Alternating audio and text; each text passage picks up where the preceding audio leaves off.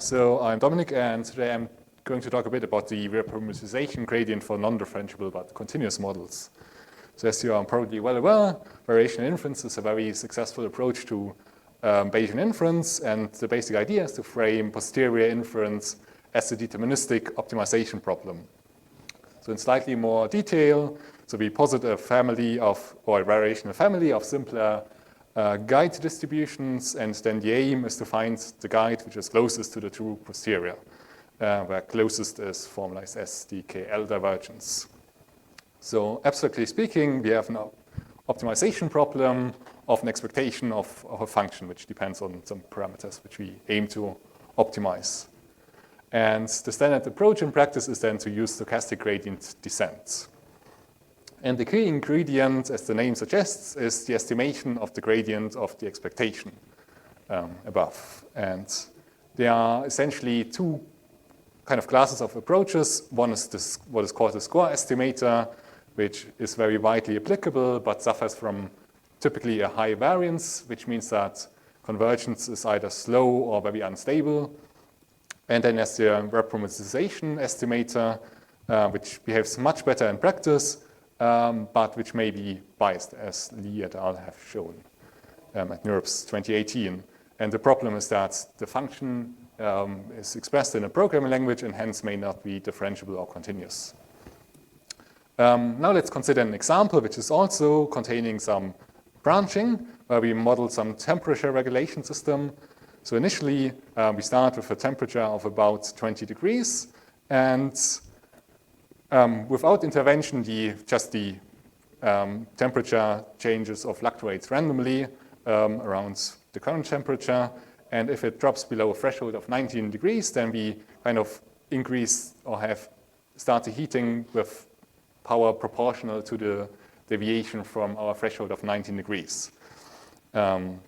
And then we kind of, after one time step, we observe 21 degrees, and based on the kind of how we change the temperature. And now we may be interested in how the initial temperature has actually been based on the observation. And if we now draw the density, then we see that this is a non-differentiable model. So we may think that it may perhaps be biased if we just do the reparameterisation gradient estimator. So in this work, I've been asking the question whether the reparameterisation gradient estimator is biased for continuous but possibly non-differentiable programs. As we have seen, this was continuous but non-differentiable. And the answer to this is no. So we can actually safely apply it for continuous but non-differentiable programs. So to formalize everything in this work, we consider a kind of standard toy, simply type lambda calculus setting with primitive operations of a certain class and sample and observe statement. And of course, there's also branching, which we may restrict in some settings to ensure continuity. And there's also a smoothed branching construct, which extends the expressivity. And so as a first step, we introduce also a denotational weight semantics, which is essentially a denotational version of the standard weight or density semantics. Then, because we are interested in continuity, we have to go beyond measurability, so we can't just use the QUBS type model, but we have to capture more properties like the piecewise definition, sort of a PAP style thing, and continuity. And then a slight complication is that we want to interpret these higher, or these smooth conditionals, which we also want to interpret at higher order. And the approach we take is to generalize the construction of Rayleigh spaces in a certain way, something which we've also been doing in a paper which will appear at ESOP. And based on this denotational semantics, then we can show that the estimator, the reparameterisation gradient estimator, is unbiased for terms without conditionals. And as an example, we can, for example, rephrase the initial running example by using a value function.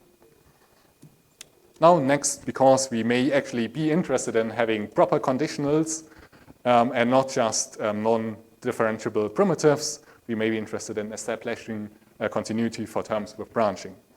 And so the naive check is unfortunately intractable, sort of just applying the definition of continuity, but we can use a trick inside namely that if we have analytic primitives in both branches and we have kind of a comparison in the guard, like x minus 1 less than equal 0, then this is continuous by definition if and only if on the boundary the difference is constantly 0.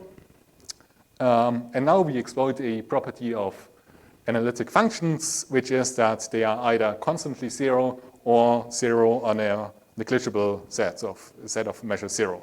Therefore, we can just sample from the boundary and check on a sample point on the boundary whether they agree.